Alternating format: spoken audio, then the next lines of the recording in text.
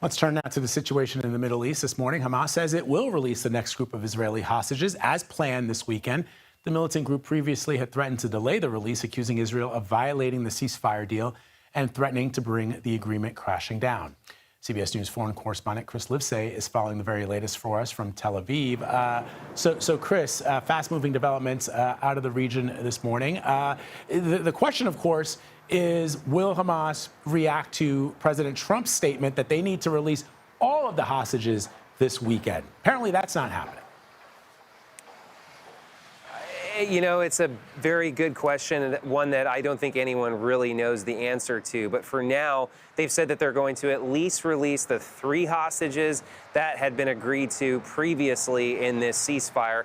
And if you'll remember, that ceasefire was pushed through by Donald Trump even before he had become president, even before he'd returned to the Oval Office. He tweeted out or posted on X that there would be hell to pay or all hell would break loose, something along those lines, if the hostages weren't released by the time he came to office. And so this stalemate of a situation, this deal that had been stuck since May, all of a sudden we started to see movement on it. That is until earlier this week when Hamas said no because Israel allegedly had breached some of the terms of that agreement. Hamas said that Israel wasn't giving enough aid to Gaza and also wasn't allowing enough Gazans to return to their homes. So they said that effectively their terms, the release of hostages was going to end this coming weekend.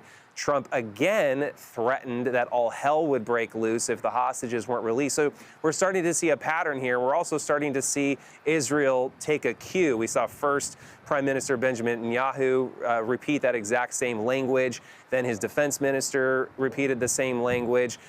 He's actually right now convening a meeting with the Southern Command. That's the military of Israel that's around and inside of Gaza as we speak. So we still don't have clarity from Israel exactly what they're going to do. But for the time being, at least, Hamas says it's going to live up to its side of the bargain. Also, Israel, according to our CBS Gaza team on the ground, they say that Israel has already brought in 150 trucks overnight, and those trucks were packed with aid, and they committed to bring in mobile housing units. So the signs seem to indicate that the deal is going to hold, but we won't know until Saturday when Hamas is supposed to release the next 3 hostages.